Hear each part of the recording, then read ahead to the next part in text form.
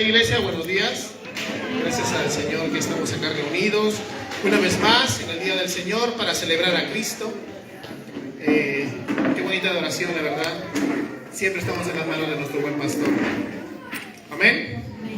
Hoy vamos a tratar un tema que a veces muchos hermanos preguntan, y también debido a que hay mucha mala información y malas doctrinas respecto a este tema también. Pero que no significa que vamos a caer en el extremo de negarlo, ¿no? De hacerlo de lado, porque no sé ustedes, pero hasta yo he tenido una experiencia mala con esto, y el tema se llama liberación de demonios, ¿no? ¿Cuántos acá han estado poseídos alguna vez? Al menos yo sí. Yo sí. Y eso, o sea, nos da un poquito de risa, ¿no? Jaja, ahorita, pero en ese momento las personas que tienen estos problemas sufren bastante. Aunque no sean creyentes, sufren bastante. Eso es algo que debemos ver, por eso, a la luz de la palabra del Señor, y dejar claro qué es lo que debemos hacer si nos encontramos con eso. Amén. Vamos a hacer la lectura de las Escrituras y después vamos a orar, ¿ya? Quiero que me acompañes a Mateo capítulo 17, gracias Señor. Mateo capítulo 17, verso 14. Mateo capítulo 17, verso 14.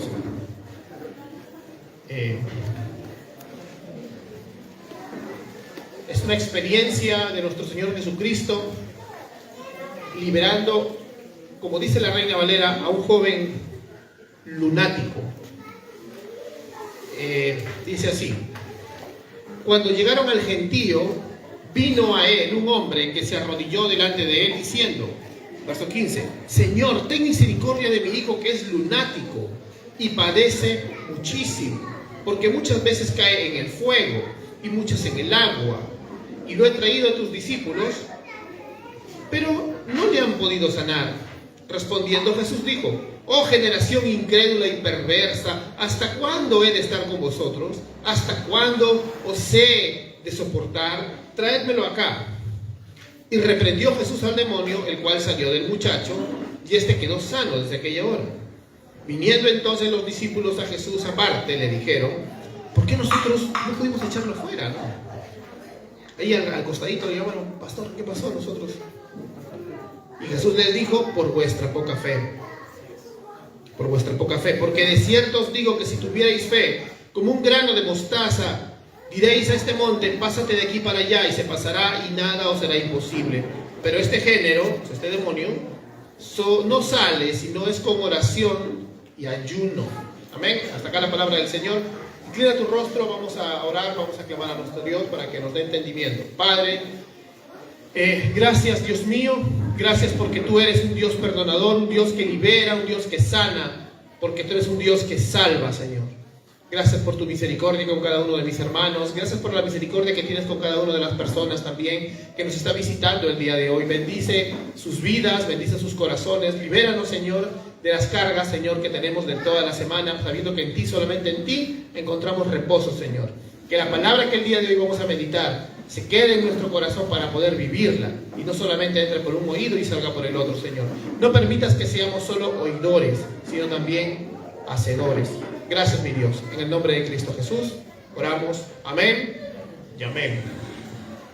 Bien, este tema particular, ¿no? Mucha gente de repente, si nos estás visitando y no has escuchado mucho acerca de la liberación de demonios o de la posesión demoníaca, puedes estar imaginándote cosas de la cultura popular, ¿no? Por ejemplo, que se te viene al toque a la mente la cara de la chica de la película El Exorcista, ¿no? ¿Se te parece? Hay cosas peores. El Exorcista se queda chico, ¿eh? En serio, hay cosas peores.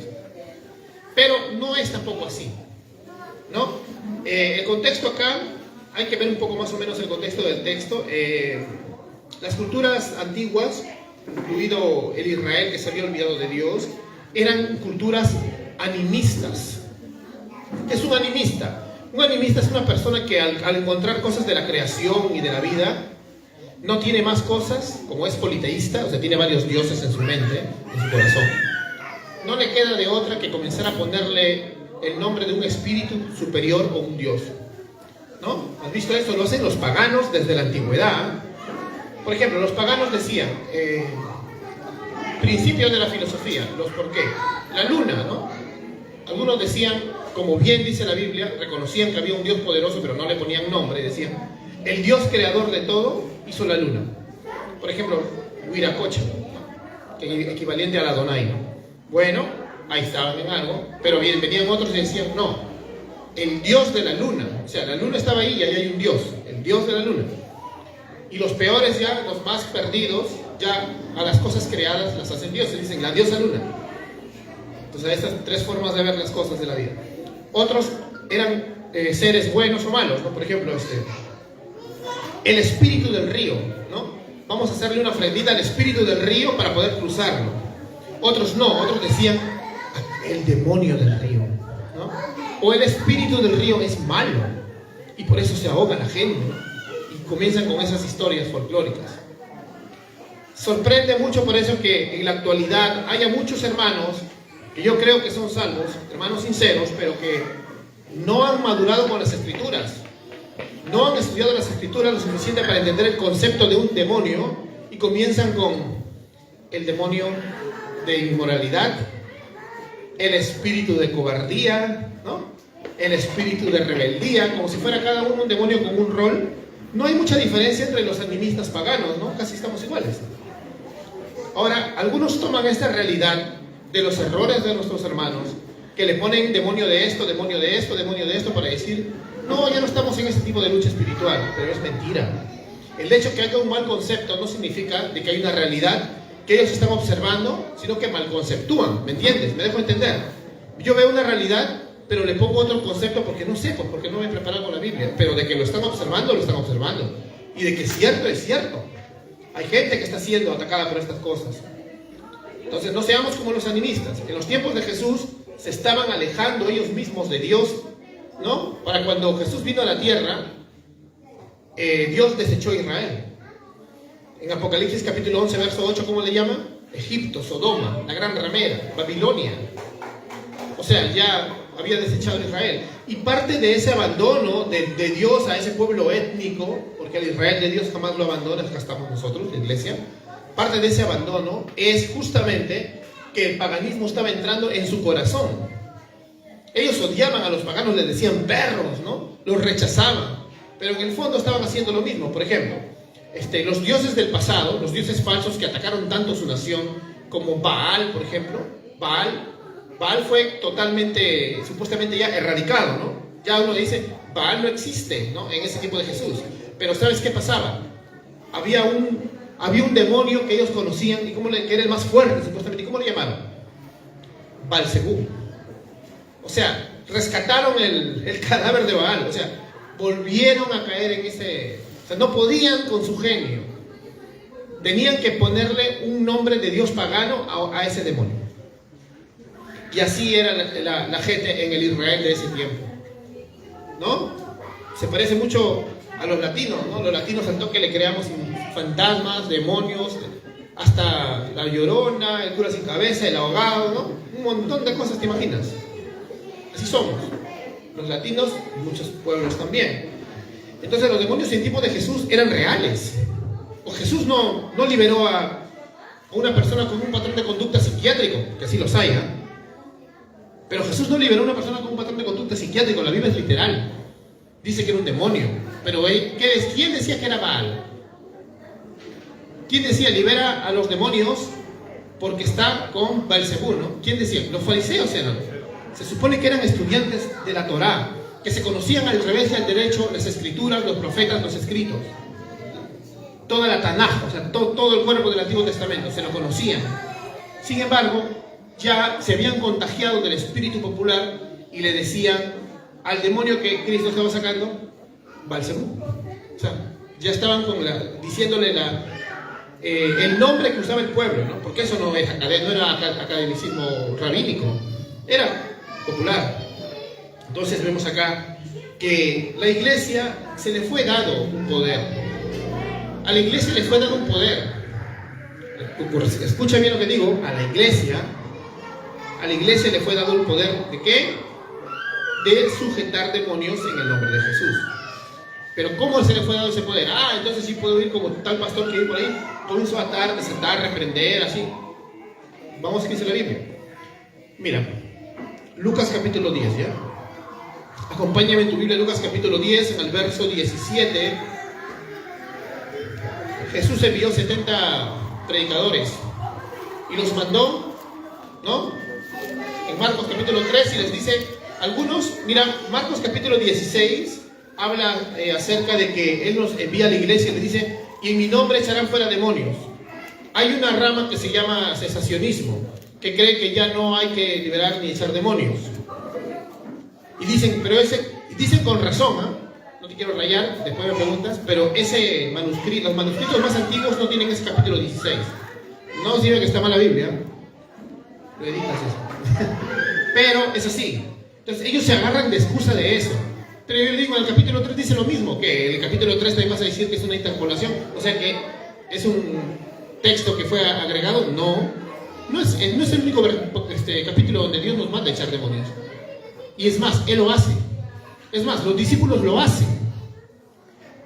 Pero no a la forma errada y supersticiosa que ahora creemos muchos que hay que echar demonios. Entonces hay que ajustarnos a la Biblia para poder entender un concepto. Y dice así, Lucas capítulo 10, volvieron los 70 con gozo, los que Él envió, diciendo, Señor, aún los demonios se nos sujetan, porque ellos tenían un poder. No. ¿Qué dice? ¿Se nos sujetan? En tu nombre. Y les dijo, yo veía a Satanás caer del cielo como un rayo. He aquí, os doy potestad de hollar serpientes y escorpiones sobre toda fuerza del enemigo y nada os dañará. Pero no os regocijéis de que los espíritus se os sujetan. No sean orgullosos. No te estés alegrando de que se están saliendo los espíritus porque yo te mandé a hacerlo, ¿no? No te estés alegrando, les dice. Sino regocijaos que vuestros nombres están escritos en los cielos. Para Cristo, más importante que las señales, que sí las hace, es tu salvación. Es que seas salvo. Es la regeneración. Es el nuevo nacimiento. Ese es el milagro más grande que Dios puede hacer. Y después vamos a desarrollarlo y vas a ver por qué. Entonces Jesús comienza entendiendo esto. Satanás está atado. En Apocalipsis capítulo 20 vemos que Satanás es atado. Entonces Jesús comienza predicando del reino cuando Él llega y dice, el tiempo se ha acercado, arrepentíos, creed en el Evangelio, ¿no? Entonces la llegada de Jesús empieza un ministerio acerca del reino de Dios. ¿Y qué es lo que iba a traer? Liberación. ¿De qué? ¿Solo de los demonios? No, liberación espiritual en general para el mundo, ¿no? No solo para la nación de Israel. Jesús confrontó a los demonios. Jesús confrontó a los demonios. Vamos, miren, Marcos capítulo 1, verso 24 dice, pero había en la sinagoga de ellos, o sea, la sinagoga era una escuela judía, un hombre con espíritu impuro.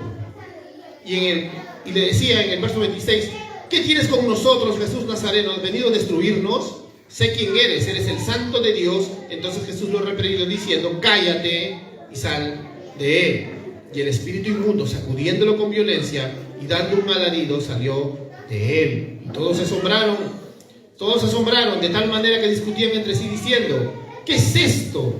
¿Qué nueva doctrina es esta? ¿Con qué autoridad manda uno de los espíritus impuros?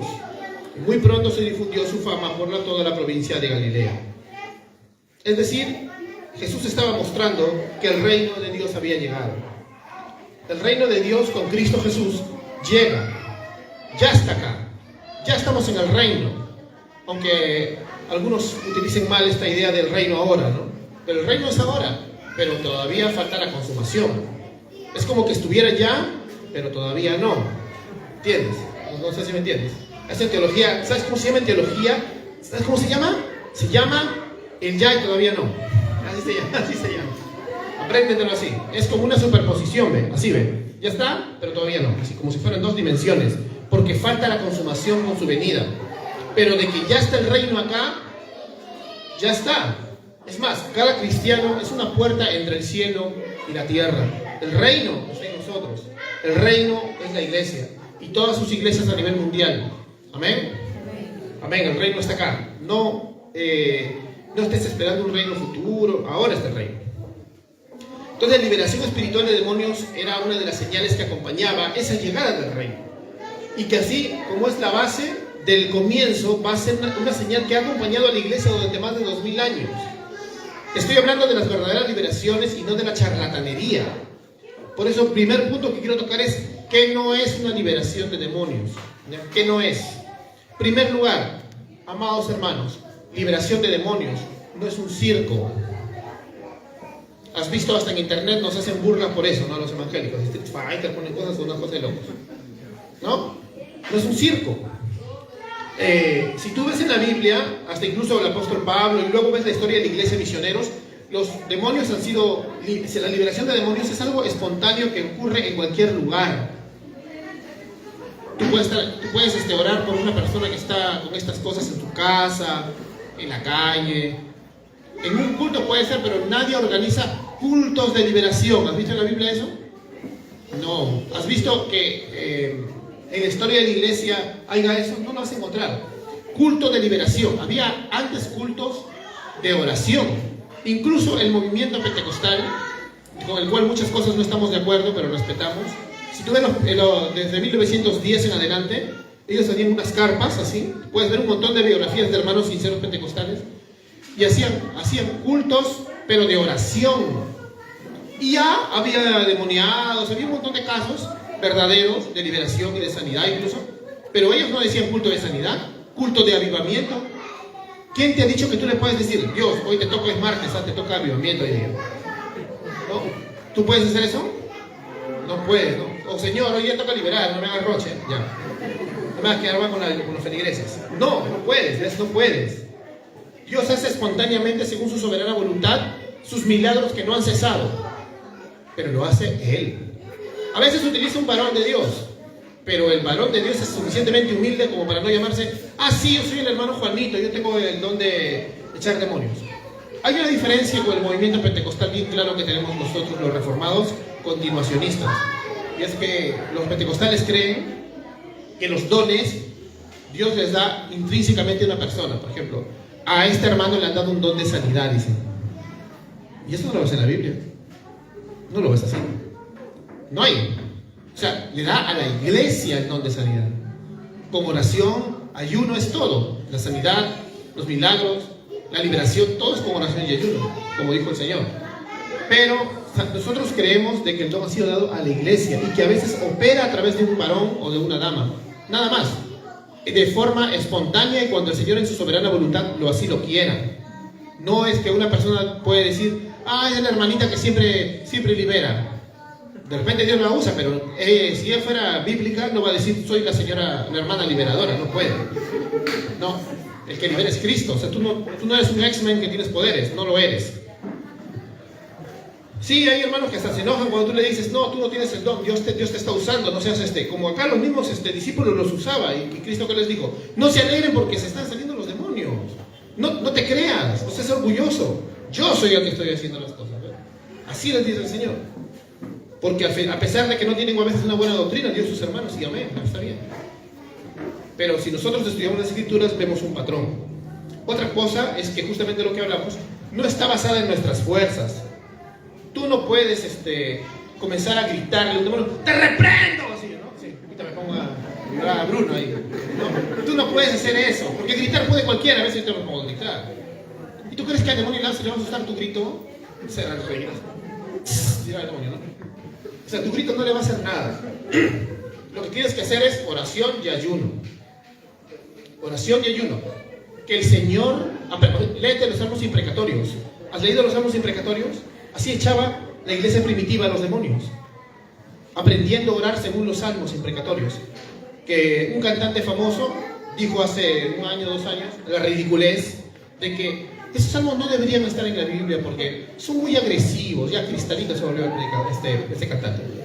Hermanos, los salmos imprecatorios están ahí. Señor, destruye a mis enemigos, que su alma caiga al Seol, dice, ¿no? Y no significa de que vas a orar eso contra tu vecino que te chaca la puerta, ¿no? No, pues hermanos, pero eso se usa para la guerra espiritual.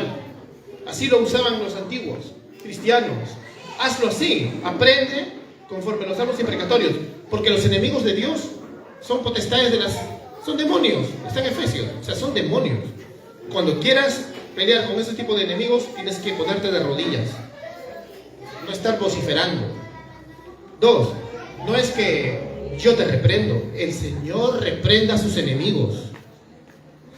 El Señor reprenda a sus enemigos. Y la iglesia va a avanzar en este tema cuando haga las cosas en orden.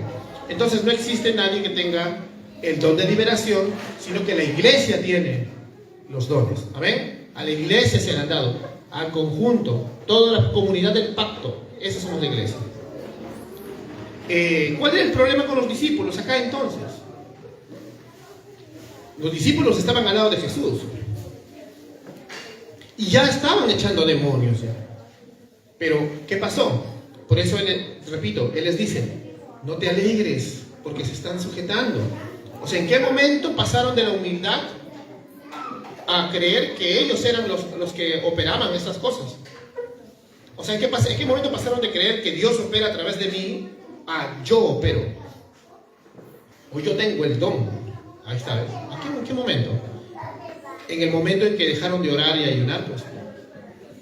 Por eso les dice: este género sale con oración y ayuno. El problema de los discípulos que estaban siendo usados por Dios mientras mantenían una comunión humilde con Él, fue que comenzaron a olvidarse de eso, ¿no?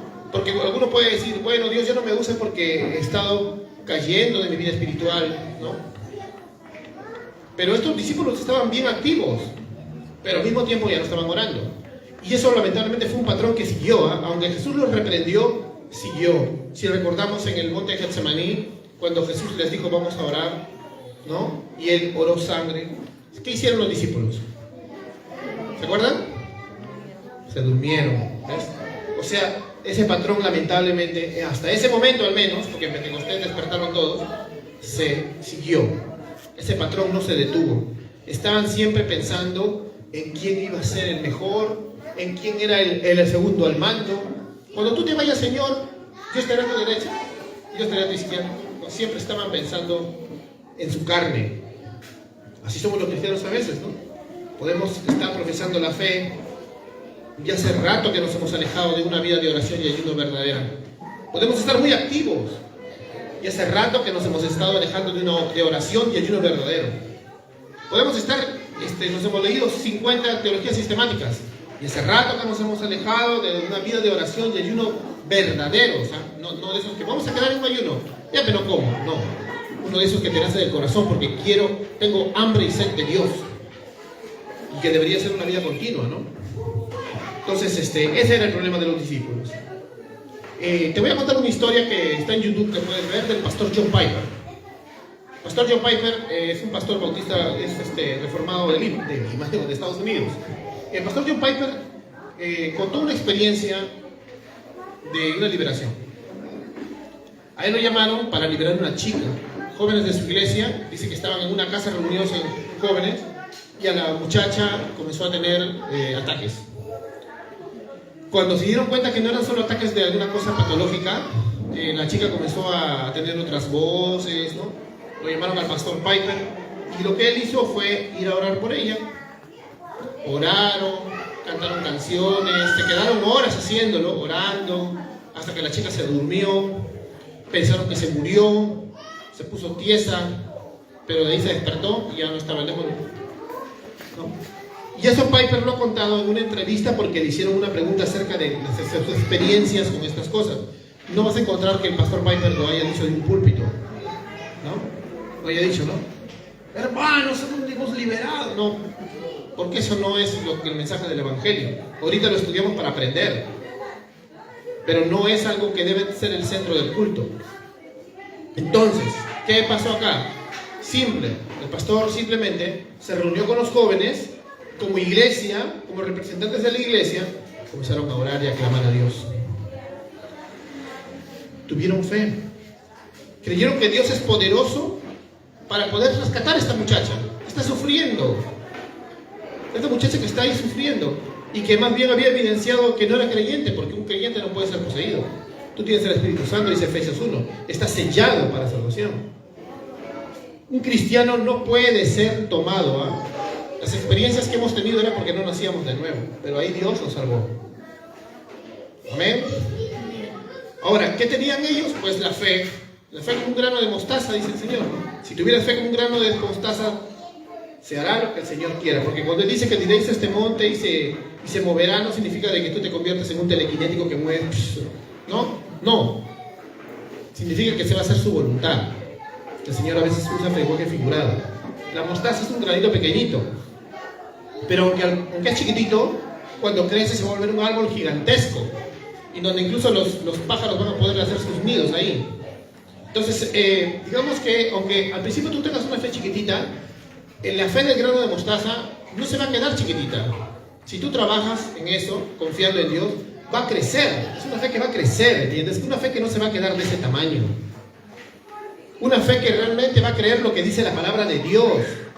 No es esa fe gnóstica que dice, yo creo y decreto, y porque yo creo se hace, como si tú tuvieras un poder que sale de ti, ¿no? ¿Tú eres Dios? Tú no eres Dios, pues. Pero sí crees en las promesas de Dios, ¿verdad?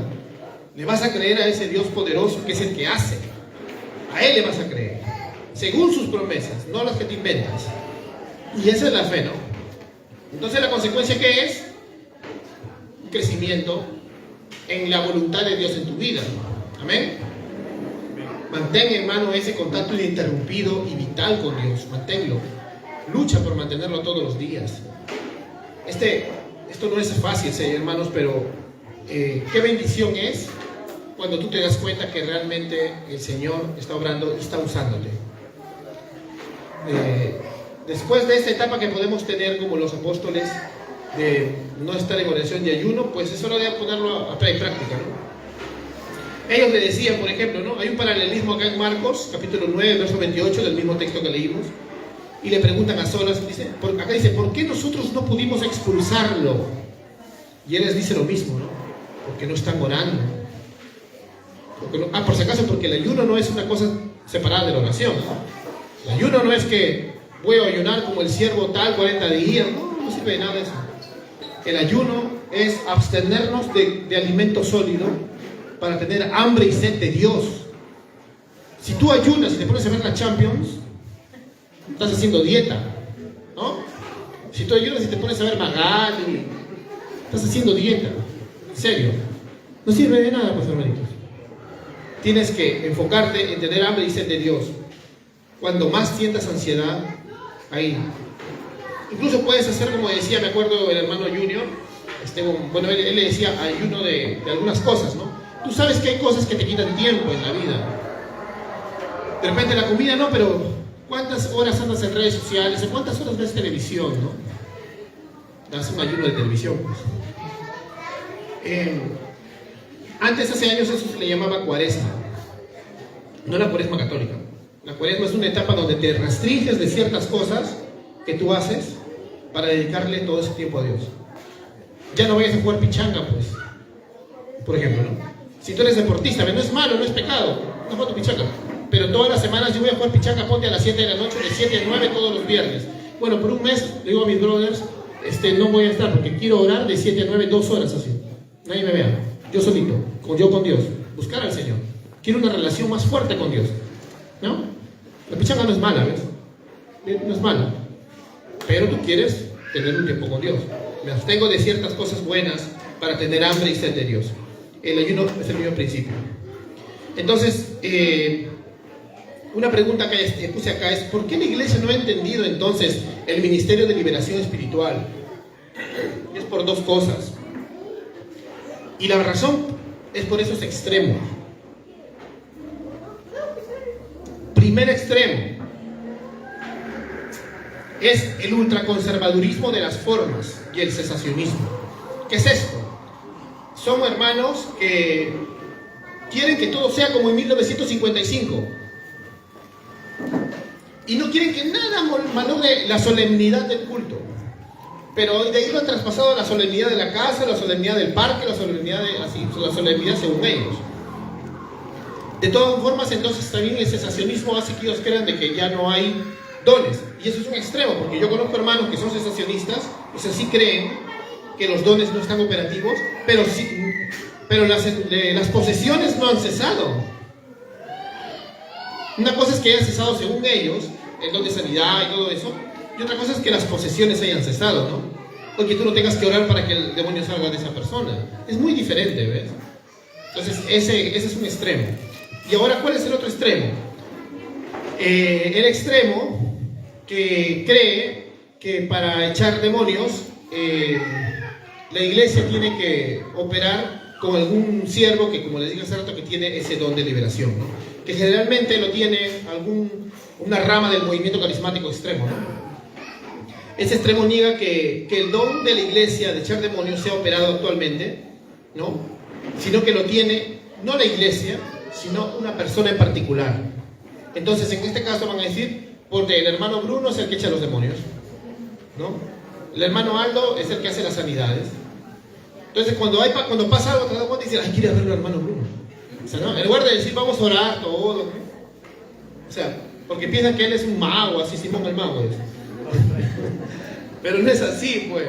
Ahora, la pregunta del principio, ¿puede un cristiano ser poseído por un demonio?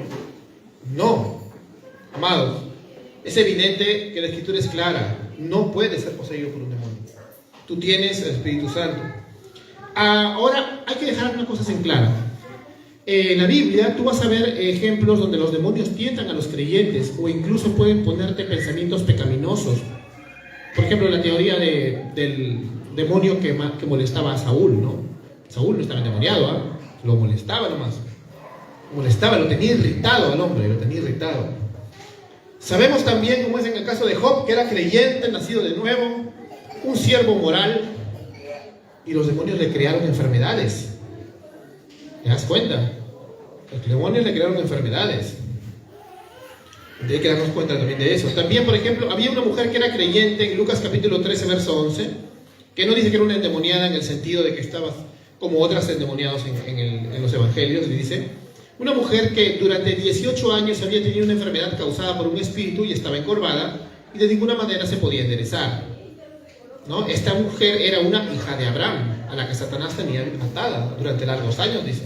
O sea, era una creyente, que seguro estaba esperando al Mesías, pero estaba que se había enfermado. Ten cuidado. Lo que sí te digo, que para que no tengas miedo, es que no te pueden hacer brujería, que tú tienes el Espíritu Santo. Entonces podemos concluir que los demonios pueden afectarnos, molestándonos, ¿no? Puede que nosotros mismos nos expongamos, ¿no? Y Dios, como disciplina, permite que un demonio te traiga una enfermedad, como disciplina. No estás poseído, acuérdate, no significa lo mismo. Tengan claro eso. No te ha poseído. Molestarte no es poseerte. Te voy a citar acá lo que dice un teólogo llamado Wayne Grudem.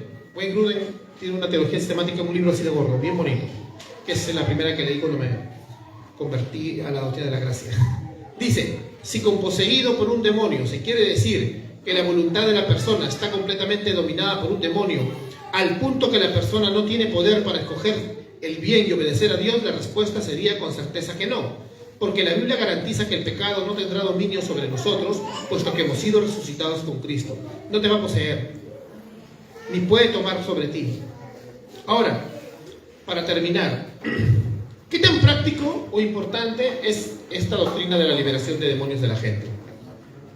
Y lo vamos a leer en Mateo capítulo 12, ¿ya? Para que veamos qué tan práctico es. O sea, qué tan importante sería entonces.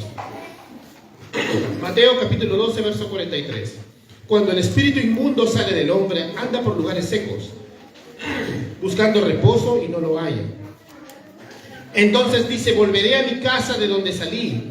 Y cuando llega la halla desocupada, barrida, adornada.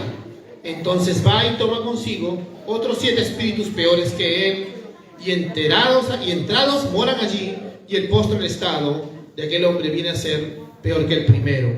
Así también acontecerá esta mala generación. ¿De qué sirve que en este momento, queridos hermanos, hagamos un culto de liberación, ¿ya?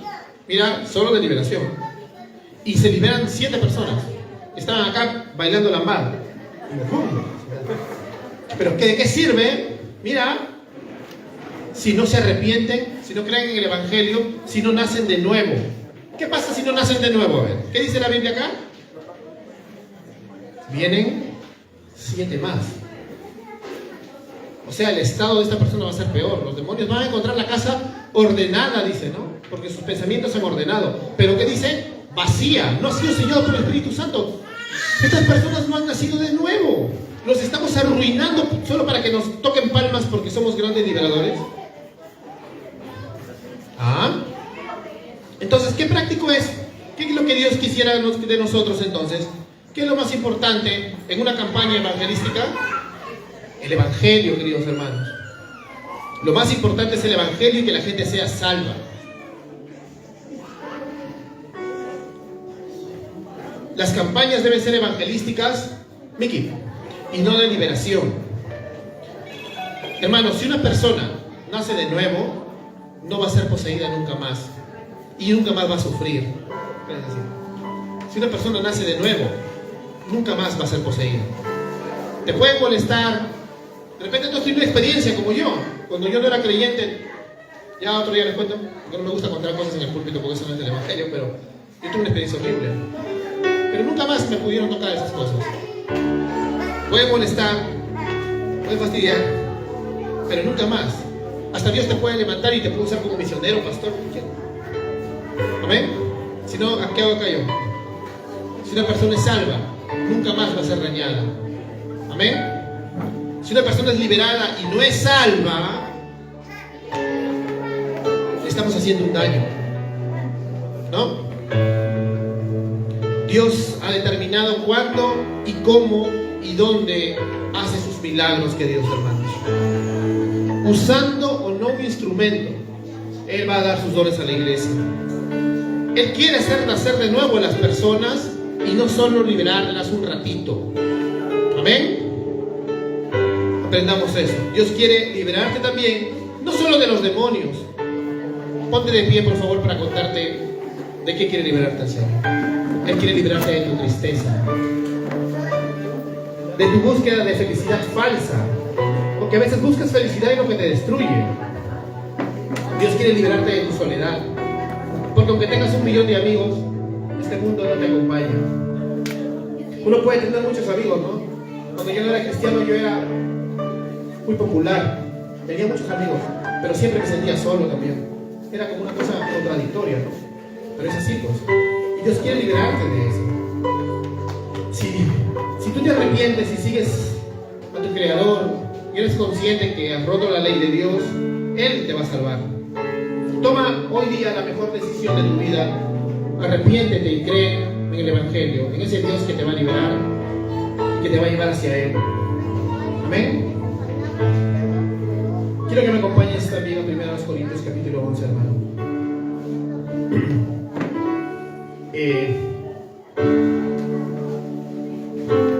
Dice la palabra del Señor: porque yo recibí del Señor lo que también os he enseñado, que el Señor Jesús tomó la noche que fue entregado pan, y habiendo dado gracias lo partió y dijo: tomad, comed, esto es mi cuerpo que por vosotros es partido, haced esto en memoria de mí. Asimismo también tomó la copa después de haber cenado, diciendo: esta copa es el nuevo pacto en mi sangre, haced esto todas las veces que la bebiereis en memoria de mí. Así pues, todas las veces que comiereis este pan y bebiereis de la copa, la muerte del Señor anunciáis hasta que Él venga. Lo que vamos a hacer ahora, hermanos, es un recordatorio del Evangelio. Cristo Jesús estuvo en la cruz y fue molido, fue partido por ti y por mí. Amén. Recuerda siempre eso cuando estemos en la cena. Estamos recordando su sacrificio y estamos anhelando su venida. Vamos a comer.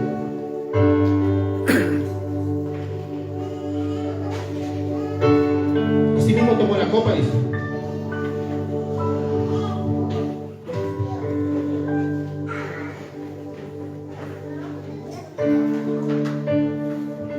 Dice que esta copa es su sangre, que fue derramada. En Apocalipsis hay un versículo bien bonito que dice que los santos están cantando en el cielo y dicen: están con vestiduras blancas, lavadas con la sangre del Cordero, dice. Así que todo lo sucio que tú puedas creer que has sido, o todo lo que te pudiste haber ensuciado, aún diciendo ser cristiano, tu sangre lo va a lavar por completo y Él te va a restaurar. En este momento reconcíliate con Dios ahí donde estás. Cierra tus ojos. Dile: Señor, gracias. Gracias por tu sacrificio, por tu sangre, porque tú eres el Cordero que quita el pecado del mundo, porque tú me amas y me has salvado. Y bebe la copa con confianza, porque hemos sido invitados a una cena que va a ser eterna.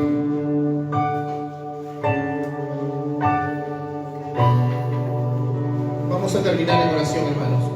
Inclina tu rostro, por favor. Levanta tus manos al cielo.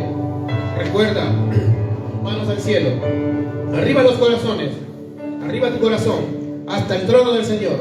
Sursum corda, decían los antiguos en latín. Arriba los corazones. Padre, te damos gracias. Gracias, Dios mío, por Cristo. Porque tú nos liberas no solo de nuestros enemigos y potestades espirituales, sino que nos liberas de la soledad, del pecado. Nos liberas de nosotros mismos, de nuestra propia razón caída, nuestras emociones caídas que nos traicionan, nuestro corazón engañoso. Tú nos has liberado para traernos a tu reino. Nos sacaste de la oscuridad para traernos a la luz. Y aún con luchas, aquí estamos, Señor, adorándote, recordando tu sacrificio y anhelando tu venida, Señor. Desciende de los cielos, Señor. Si los cielos hoy día se partieran y descendiera tu Espíritu, Padre, para empoderar a tu iglesia, Señor, para que hagamos tu voluntad. Perdónanos por nuestros pecados, Señor, y por no hacer tu voluntad. Pero acá estamos, Señor, vasos de barro dispuestos a ser usados, Padre Santo. Gracias, mi Dios, gracias. Así, en ese mismo acto de adoración, vamos a seguir adorándole a nuestro Señor, Señor. Seguimos así.